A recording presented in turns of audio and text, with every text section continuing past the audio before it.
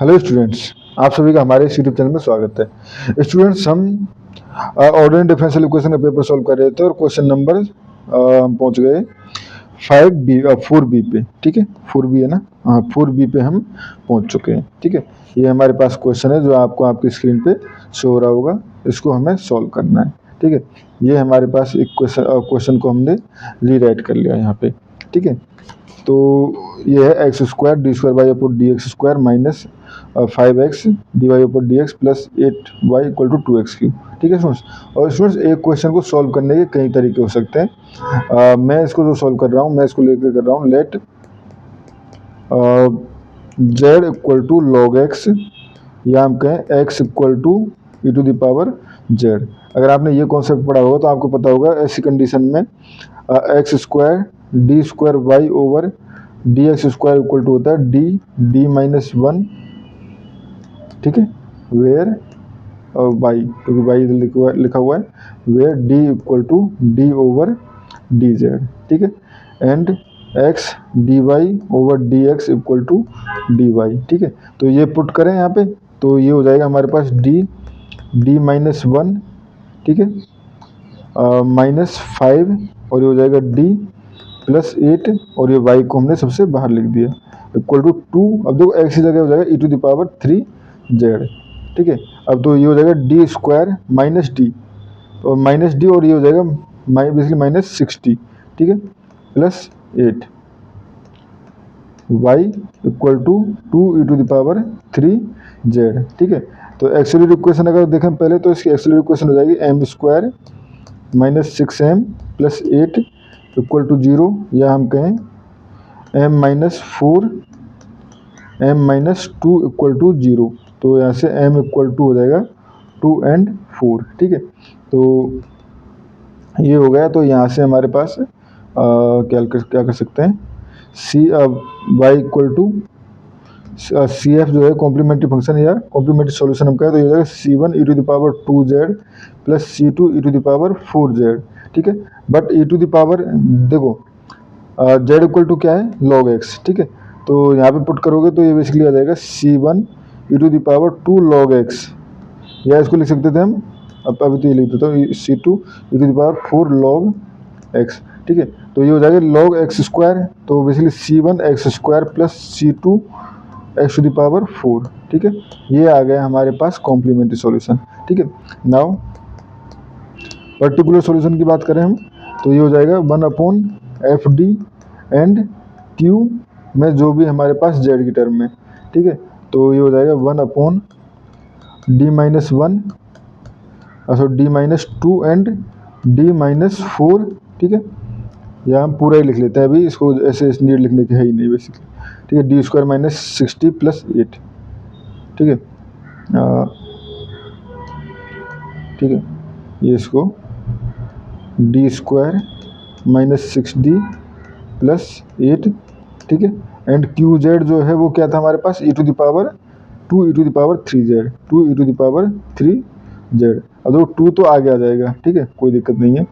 ठीक है, और 2 ई टू द पावर, ठीक है, ये हो गया हमारे पास। अब e to the power 3 z, तो यहाँ पे basically 1 upon f d e to the power alpha x equal to क्या होता है, 1 upon f alpha e to the power alpha x. ठीक है, तो यहाँ से डी की जगह 3 पुट करें तो ये हो जाएगा हमारे पास 9 माइनस 6 एंड प्लस 8।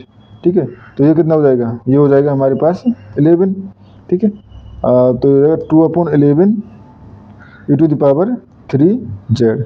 ठीक है, 2 upon 11 e to the power 3 Z. ठीक है स्टूडेंट्स, तो ये हो गया हमारे पास। तो यहाँ से हम इसको लिख सकते हैं implies 2 upon 11 e to the power 3 z की जगह ये हो जाएगा x Q.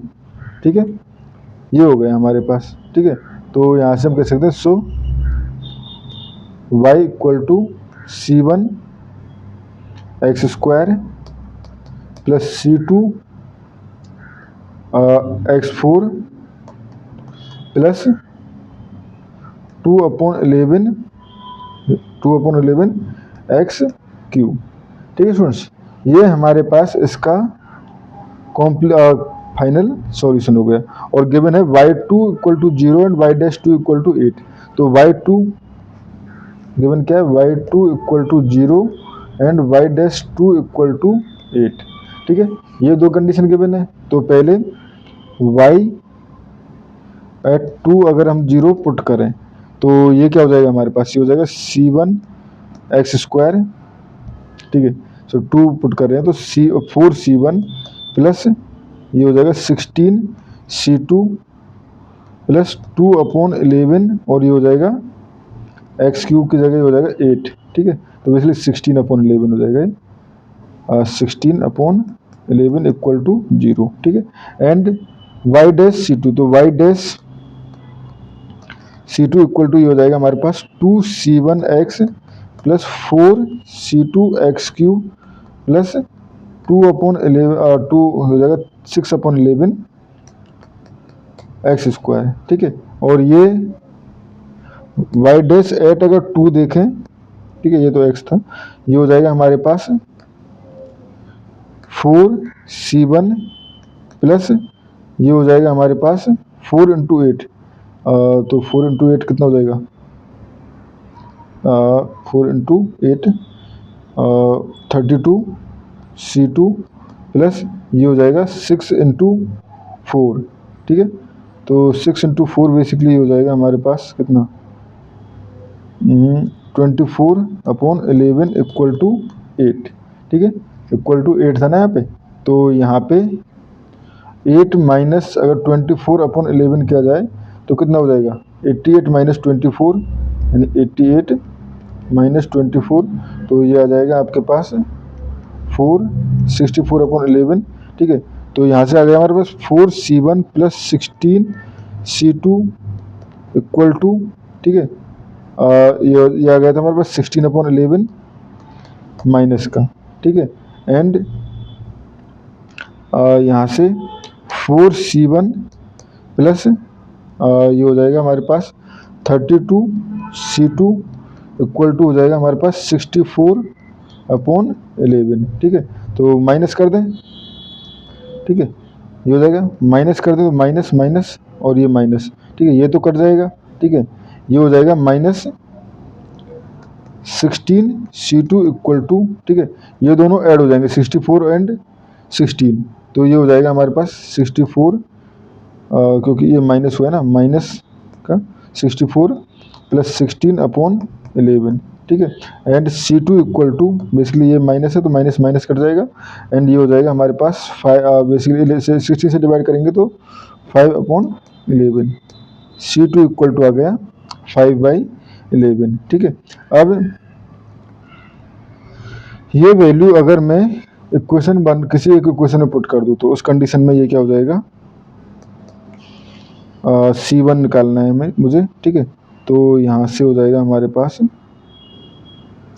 4c1 plus 16c2 equal to minus 16/11। ठीक है, तो यहाँ से हो जाएगा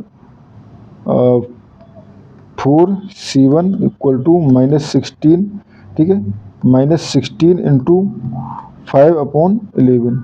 ठीक है, ये हो गया, तो ये हो जाएगा 4c1 equal to minus 16 common ले लो इधर से। ठीक है, एंड ये हो जाएगा हमारे पास 1 प्लस 5/11। ठीक है, तो 4 से ये हो जाएगा ओनली -4। ठीक है, तो c1 इक्वल टू -4 और इधर हो जाएगा 11 प्लस 5, ये हो जाएगा हमारे पास 16/11। तो ये हो जाएगा c1 इक्वल टू -64/11। ठीक है स्टूडेंट्स, तो ये हमारे पास आ गया। सो y इक्वल टू -64/11 x² था ना, x² माइनस ये हो जाएगा प्लस 5/11 x³ था या x4 था, x4 प्लस 2/11 x³ 2/11 था, 2/11 x³। ठीक है स्टूडेंट्स, ये इसका फाइनल सॉल्यूशन आ गया। तो स्टूडेंट्स इस वीडियो में इतना ही, थैंक यू।